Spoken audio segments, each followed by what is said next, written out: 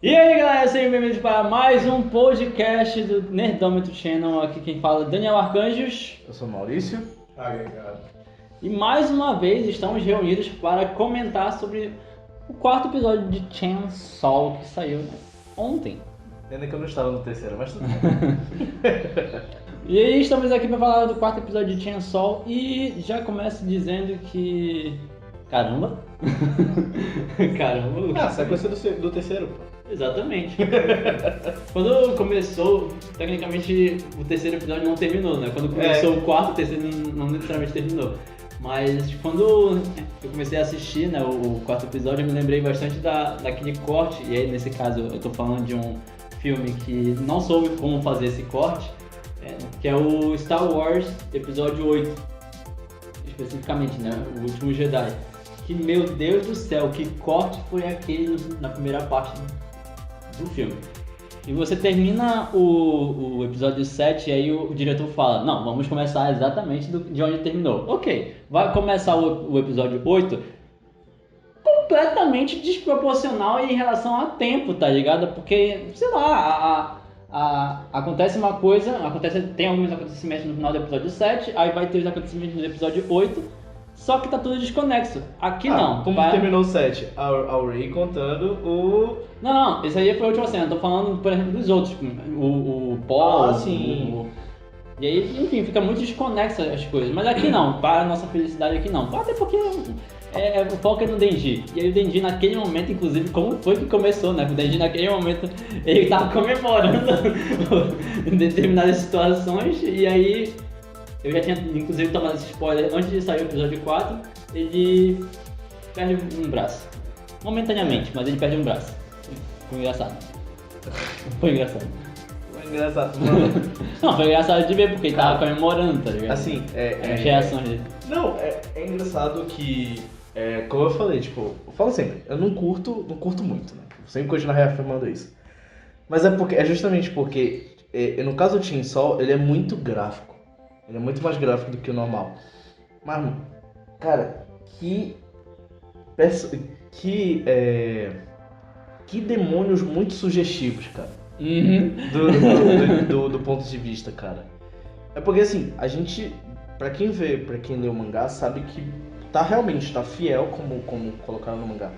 Mas, mano, quem foi o desgraçado que teve um pensamento desse, cara? Muito sugestivo. E não só sugestivo, que a dublagem ajudou. A dublagem ajudou a ficar mais sugestivo. E eu fiquei, mano, cara, é legal, ele tá saboreando um pouquinho o gosto da vitória. Tipo, suposta vitória. Suposta vitória. Aí, pá, isso me lembrou tantas coisas, cara. Tipo assim, é porque não me vem à cabeça, cara, um ser sanguessuga daquele ser capaz de cortar Pois é, isso foi também algo muito... Foi isso que eu falei, esquisito, tipo, né? Ele é sugestivo até demais, mas não teria como ele ter cortado um braço entre lâminas. Tanto que Exatamente. quando aconteceu, eu fiquei assim, ué, ele tomou um tiro? Na verdade, no mangá, é justamente isso. Eles fizeram um corte ali, exatamente, porque é sugestivo até demais. Porque é com a língua. A gente sabe que é com a língua. Exatamente. Porque é justamente a cena seguinte, ela puxa com a língua. Mas, mano, qual das? É justamente isso. É muito sugestivo. Então foi acertado da mapa. Ter ignorado de onde veio e ter realmente só cortado porque aconteceu. Tipo, porque no mangá é muito difícil. É muito ruim. A cena em si na tela parece que espocou o braço dele. Sim. Apenas, né? Sim. Mas isso é de prática. Porque perde braço eles não vão. Eles mostraram espocando. Justamente pra não mostrar realmente o que aconteceu. Não vamos se incomodar com... Eu não me incomodei, mas eu falei assim, mano, acertado da mapa de não colocar exatamente como aconteceu no mangá, sabe? É o acertado que eu acho, mas é errado no finalzinho. Pra mim foi errado eles manterem a cena exatamente como era no final e cortar justamente onde não devia cortar. Sim. Porque, assim, quem tá acompanhando o mangá sabe que, na verdade, a gente ainda tá indo no segundo, início ainda do terceiro episódio. Tipo, capítulo. Sim, não, tô falando assim, do terceiro capítulo, que ele é o mais longo. O terceiro capítulo ele é mais longo, ele tem toda essa batalha, tem toda essa luta, que é até um pouquinho encurtada, mas eu gostei que eles estenderam um pouquinho mais com as jogadas. Mas ele termina, o final do mangá, a gente vai chegar lá. Ele termina de um jeito um pouquinho diferente, mas eu vou parar pra não dar spoiler. Vamos pro parte. Tá no início ainda. Jack Jack Stripador, por favor. A gente já tá ainda no início ainda. Estamos presentes. Passando a palavra agora pro nosso agregado, eu vou perguntar de modo geral o que tu achou do episódio, cara? Não teve a qualidade, como eu sempre comento. E eu gostei de ter começado de onde parou. Eu odeio quando o anime faz tipo uma parada, tipo, termina num hype e começa tipo um flashback assim, né? Mas assim, não uma coisa com outra. Ainda mais que tava na hora, né? Tipo, no mesmo momento. Não, pois essa situação. É como se a gente estivesse literalmente assistindo, e aí eu volto A mapa foi assertiva em fazer igual como foi Naruto. Uhum. Como foi os últimos episódios, assim, né? Que cortava porque tipo, o episódio é longo, né? Aí cortava uma cena, mas o episódio seguinte terminava com pequenos trechos da última, pra justamente o pessoal lembrar o que aconteceu e pegar dali. Mas Naruto não faz isso tão bem. Acho que um anime que talvez seja um pouco melhor nesse aspecto seja One Piece. Eu me lembrei muito de One Piece nessa jogada. Jujutsu também. Que era mal. Poxa, exatamente. Pois é, eu acredito que, diga-se de passagem, o Jujutsu tem sido muito citado aqui, porque enfim, não tem como não citar. E realmente o One Piece, pra mim, ele faz um pouco disso. Apesar de também não ser um anime com que realmente o hype tá lá em cima, né?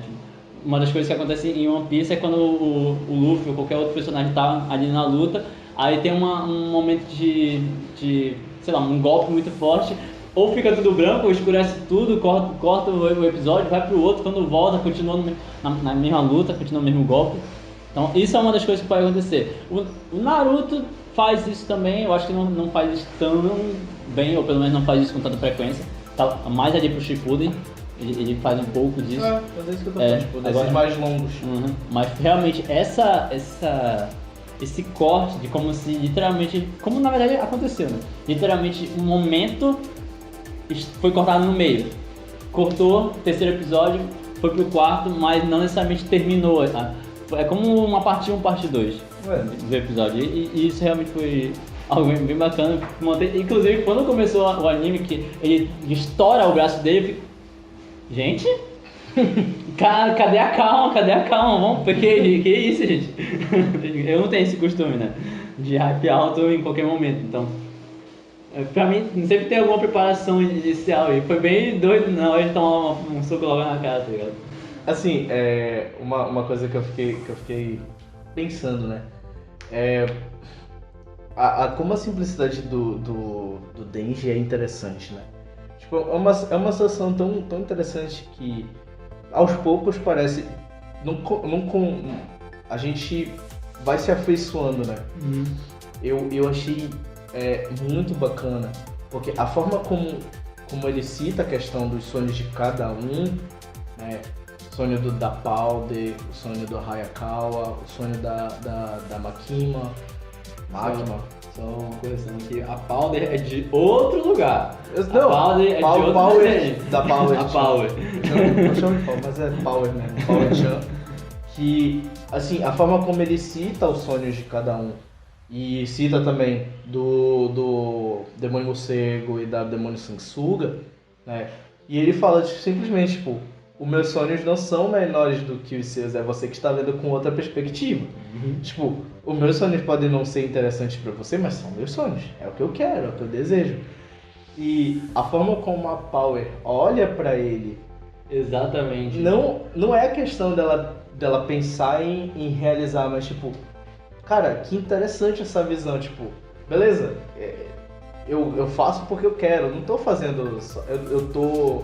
Não levo a sério, tipo, leva a sério do jeito dele. Essa passagem leva ela a refletir também. Acho que, nossa, os humanos só têm sonhos idiotas. Tá, mas o meu gatinho aqui, será que cabe também nesse conceito de sonho idiota, né? Foi o que ele citou. Exatamente. Tipo assim, o sonho de uma pessoa em salvar um gato, tipo, não é menor do que o meu de apenas literalmente tocar no peito, que é o que ele fala. Tipo, é interessante, porque não a questão do sonho ser pequeno, porque existem sonhos assim. Existem muitas pessoas com sonhos desse tipo. Mas não é o sonho principal, é um dos sonhos. Tipo, ele não cita como pequeno, ele só queria usar o dele. Ter a chance de chegar e alcançar isso. Mas ele simplesmente usou aquilo pra olhar pra dizer assim, ué, tipo, o meu sonho não é menor do que o seu. Exato. Porque o meu é mais insignificante. Porque ela falou assim, o meu sonho de ter uma família é tão simples. Eu falei, esse sonho não é simples. Simples é o meu. Tipo, é simplesmente isso. O simples é o meu.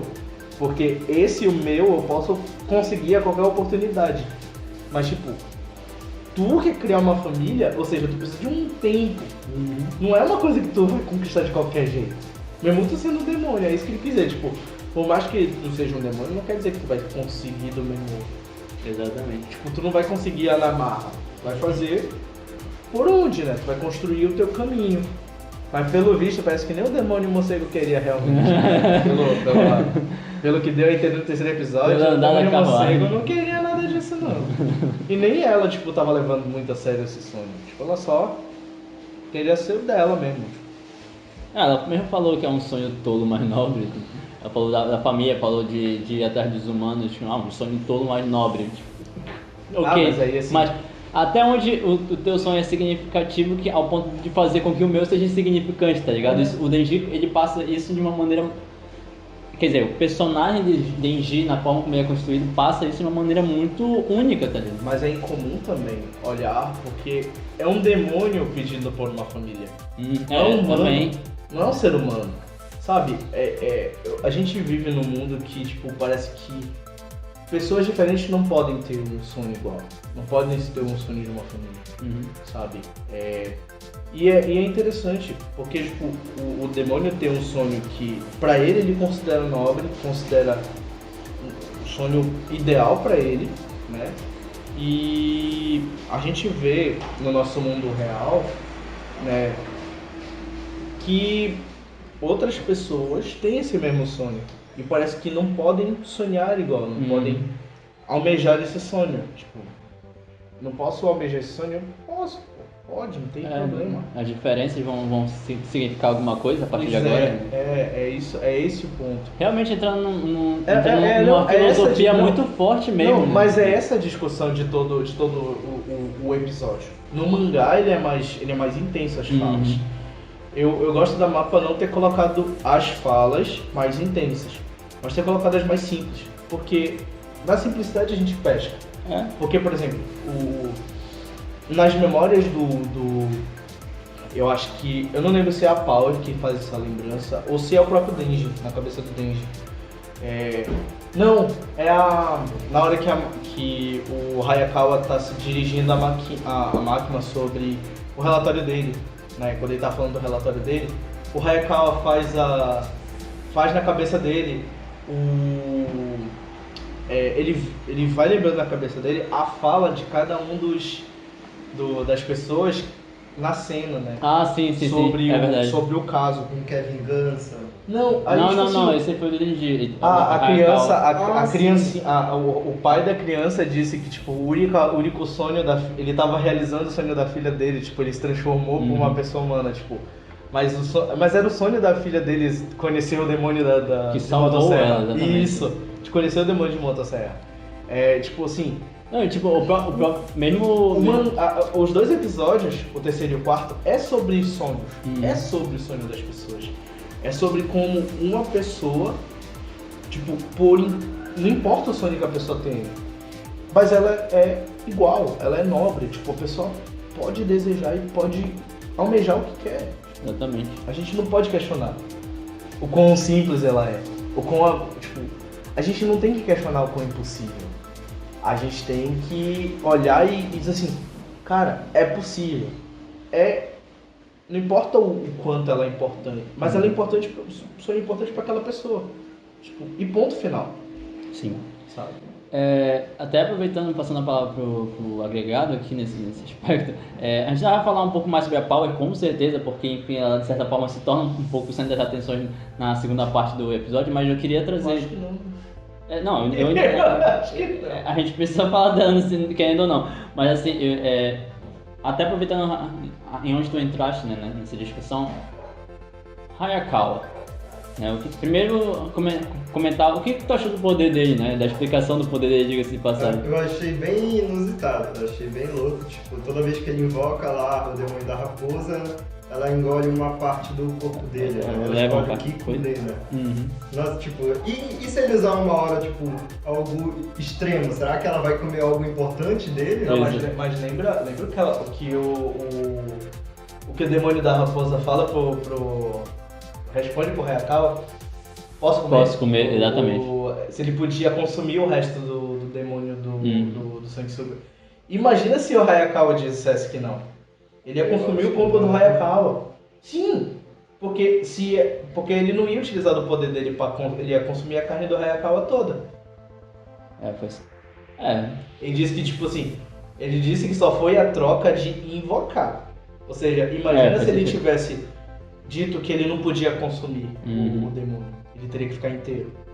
Se ele não tivesse dado a liberdade para ele consumir, eu acho que poderia ser pior. O Hayakawa poderia ser consumido no lugar. Sim, e diga-se de passagem, quando o demônio raposa some, ele leva todo o corpo do monstro, né? Pois é. Do demônio, faz sentido. Se ele não tivesse dado permissão dele consumir o resto, a carne continuaria lá, mas ele ia ter que pagar o preço de ter que segurar, de ter que prender a carne do demônio ali. Cara, uma das coisas que eu gostei é que tem explicação.